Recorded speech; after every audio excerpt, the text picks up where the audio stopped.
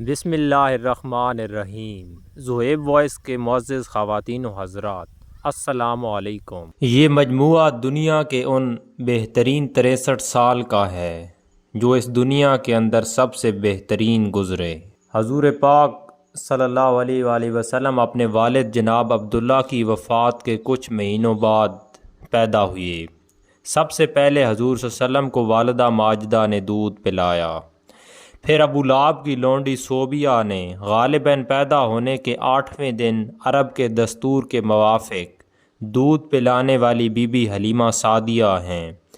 جن کا قبیلہ بنی سعد طائف کے قریب بستا تھا۔ آپ کی والدہ ماجدہ کی اجازت سے اپنے گھر لے گئیں اور ہر 6 مہینے بعد حضرت حلیمہ سعدیہ آپ کو لا کر والدہ کو دکھا جاتی تھیں۔ جب آپ کی عمر 2 برس کی ہوئی تو آپ کا دودھ چھڑا دیا گیا، مگر حضرت حلیمہ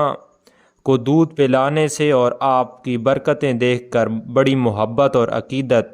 آپ سے ہو گئی تھی۔ مائی آمنہ سے کہہ کر سن کے پھر اپنے گھر لے گئیں۔ آپ کی عمر جب 4 برس پورے یا 4 برس کے قریب ہوئی تو والدہ ماجدہ نے آپ کو اپنے پاس رکھ لیا۔ جب آپ کی عمر 4 برس یا 6 برس کے درمیان تھی تو جب مائی آمنہ کا انتقال ہو گیا اور آپ اپنے دادا اجناب عبد المطلب کی نگرانی اور پرورش میں رہے۔ جب آپ کی عمر 8 برس ہوئی تو 2 مہینے 10 دن کی تھی تو جب جناب عبد المطلب آپ کے دادا جان بھی دنیا سے رحلت فرما گئے۔ اس کے بعد آپ کے والد جناب عبداللہ کے حقیقی بھائی تھے اور آپ کو اپنے بیٹے کی طرح محبت سے رکھا، اور آپ کی عمر 12 برس اور 2 مہینے 10 دن کی ہوئی تو ابو طالب کے ساتھ شام کے ملک کو تجارت کی غرض سے گئے اور آپ ان کے ساتھ تھے، اور سفری میں بصرہ کے مقام پر بحیرہ راہب ملا جو اگلی آسمانی کتابوں کا عالم کہلاتا تھا۔ وہ توریت میں آپ کا حلیہ پڑھ چکا تھا اور پہچان گیا کہ اللہ کے آخری سب سے بڑے نبی جن کا کتابوں میں ذکر ہے یہی ہیں، اور اس نے ابو طالب کو صلاح دی کہ آپ انہیں حضور کو شام نہ لے جائیں، اور ایسا نہ ہو یہودی جلن کے مارے کوئی چوٹ چاٹ پہنچانے کی سوچیں۔ ابو طالب نے بحیرہ کے کہنے کو مان لیا اور آپ کو مکہ معظمہ واپس لے آئے۔ جوانی کی عمر کو پہنچے تو آپ سچائی، ایمانداری اور کردار کی ہنر خوبی اور آپ کے اندر دیکھ کے سب لوگ آپ کو صادق اور امین کہنے اور ماننے لگے۔ مکہ میں قبیلہ قریش ہی کی ایک بڑی نجیب الطرفین اور شریف خاتون حضرت خدیجہ رضی اللہ تعالیٰ عنہ تھیں، اور جن کو اللہ نے مال بھی دیا تھا، اور انہوں نے آپ کی سچائی اور ایمانداری کی وجہ سے اپنا تجارت کا مال آپ کے سپرد کیا، اور آپ شام تشریف لے گیا اور تجارت میں اچھا خاصا نفع ہوا۔ جب آپ کی عمر 25 برس ہوتی ہے تو جب جناب حضرت ختیجہ سے آپ کا نکاح ہوا، اور مائی ختیجہ کی عمر اس وقت 40 سال بتائی جاتی ہے اور 40 سال تھی۔ نکاح کے بعد سال جناب حضرت ختیجہ زندہ رہیں، اور حضرت ابراہیم علیہ السلام کو چھوڑ کر آپ کی ساری اولاد حضرت ختیجہ ہی سے پیدا ہوئی۔ حضرت زینب رضی اللہ تعالیٰ عنہ حضور وسلم کی صاحبزادی پیدا ہوئیں۔ حضرت رقیہ بنت رسول پیدا ہوئیں، اور جب آپ صلی اللہ علیہ وسلم کی عمر 35 سال کی تھی تو جب قریش نے کعبے کو پھر سے بنانا چاہا، کیونکہ کعبے کی جو دیواریں تھیں وہ سیلاب سے پھٹ گئی تھیں اور مرمت اور تعمیر کی سخت ضرورت تھی۔ تعمیر میں سارے قبیلے شامل تھے، مگر جب حجر اسود کو اس جگہ جمانے اور رکھنے کی وقت آیا تو جھگڑا پڑ گیا۔ ہر ایک قبیلہ یہی چاہتا تھا کہ یہ عزت والا کام مجھ ہی کو ملے۔ یہ طے ہوا کہ صبح کے وقت جو پہلے کعبہ میں داخل ہوگا اس کو جج مقرر کر دیا جائے۔ اللہ کا حکم، آپ ہی سب سے پہلے جو ہے وہ کعبے میں تشریف لائے، اور قریش بہت زیادہ خوش ہوئی اور سب ایک آواز سے بول اٹھے کہ یہ صادق اور امین ہیں، جو فیصلہ کریں گے ہم اس پر راضی ہیں۔ آپ نے یہ کہا کہ ایک چادر پر حجر اسود کو رکھا اور ہر ایک قبیلے کے سردار اور نمائندے سے کہا کہ چادر تھام لو۔ موقع پر آپ نے خود پر اپنے مبارک ہاتھوں سے رکھ دیا اور جھگڑا مٹا اور سب خوش ہو گئے، ورنہ جاہلوں میں صدیوں خون کی ندیاں بہنے کا سامنا ہو گیا تھا۔ چاند کے حساب سے 40 برس 1 دن کی عمر ہوئی، اور پیر کے دن ربیع الاول کے مہینے میں غار حرا میں، جہاں آپ کا معمول تھا کئی دن ٹھہر کر اللہ کی یاد اور ذوقی طور پر کیا کرتے تھے، جبرائیل علیہ السلام فرشتے کو اللہ تعالیٰ نے بھیجا، اور جبرائیل علیہ السلام نے کہا کہ حضرت محمد صلی اللہ علیہ وآلہ وسلم بشارت ہو آپ کو، اور آپ اللہ کے رسول ہیں، اور میں جبرائیل۔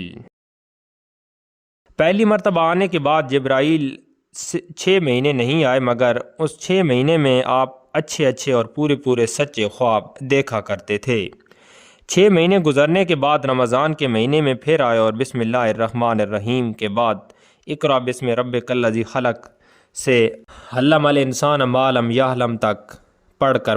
سنایا، اور آپ سے پڑھوایا، اور وضو اور نماز کا طریقہ بھی سکھا دیا۔ اس دوسری بار فرشتے کے آنے کے بعد آپ نے دین کی تبلیغ شروع کر دی، مگر خاموشی سے زندگی کی شریک جناب حضرت ختیجہ عورتوں میں آپ کی نگرانی میں پرورش پاتے ہوئے چچیرے چچا زاد بھائی حضرت علی رضی اللہ تعالیٰ عنہ، جن کی عمر 10 سال کی تھی، لڑکوں میں حضرت زید بن حارثہ، آپ کے غلاموں میں حضرت ابو بکر صدیق، اور آپ کے دوست ہزاروں، اور اس وقت تک گویا برابر والوں میں بلا پس پیش دل کے یقین کی پوری بہتات کے ساتھ فوراً ہی ایمان لائے، اور 3 برس کی خاموش تبلیغ میں کچھ اور خوش قسمت مرد عورت ایمان لائیں۔ حضرت عمر رضی اللہ تعالیٰ عنہ کے سوا سارے عشرہ مبشرہ، وہ 10 آدمی جن کو آپ نے جنتی ہونے کی خوشخبری دی، شامل ہیں۔ 3 سال کے بعد آپ کو اللہ کی طرف سے کھلم کھلا تبلیغ کا حکم ہوا۔ اسلام قبول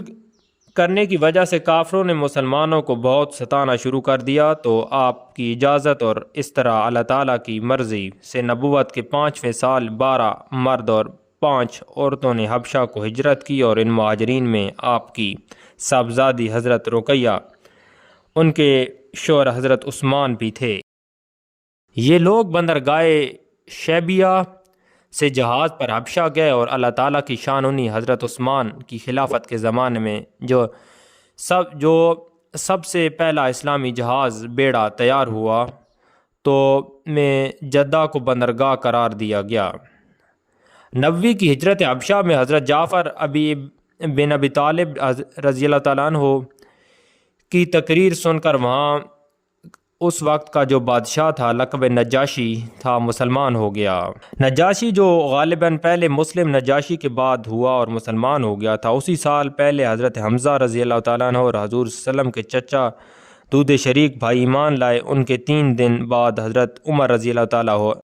عنہ بھی ایمان لائے۔ پھر آگے یہ ہوا کہ حضور صلی اللہ علیہ وسلم مسلمانوں اور بنی ہاشم کے ساتھ جو آپ کے ہمدرد تھے،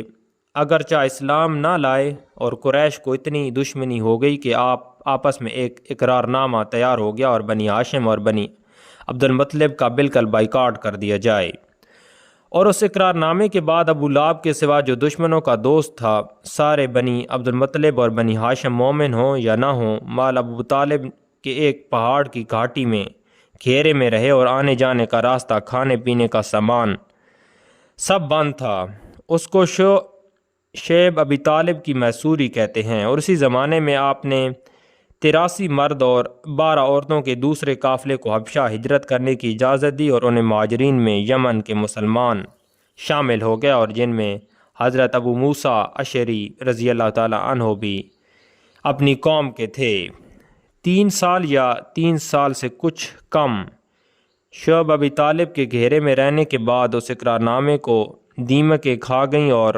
بعض مخالفین بھی جو اقرار نامے میں شامل تھے اسے ختم کرنے اور توڑنے پر آمادہ ہوگا، اور اسی طرح اس محصوری کی بلا کا خاتمہ ہو گیا۔ نصف ماہ شوال میں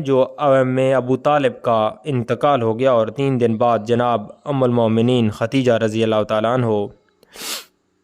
62 سال حضور صلی اللہ علیہ وسلم کی رفاقت کر کے جنت کو سدھار گئیں۔ اور ابو طالب مسلمان نہ تھے، اور مگر آپ کے اور مسلمانوں کے ہمدرد تھے، اور ہماری ماں بی بی ختیجہ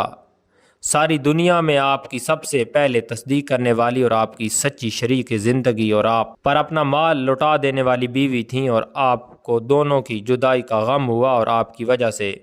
سارے مسلمانوں کو غم ہوا اور اس لیے اس سال کا نام عام الحزن، غم کا سال پڑ گیا۔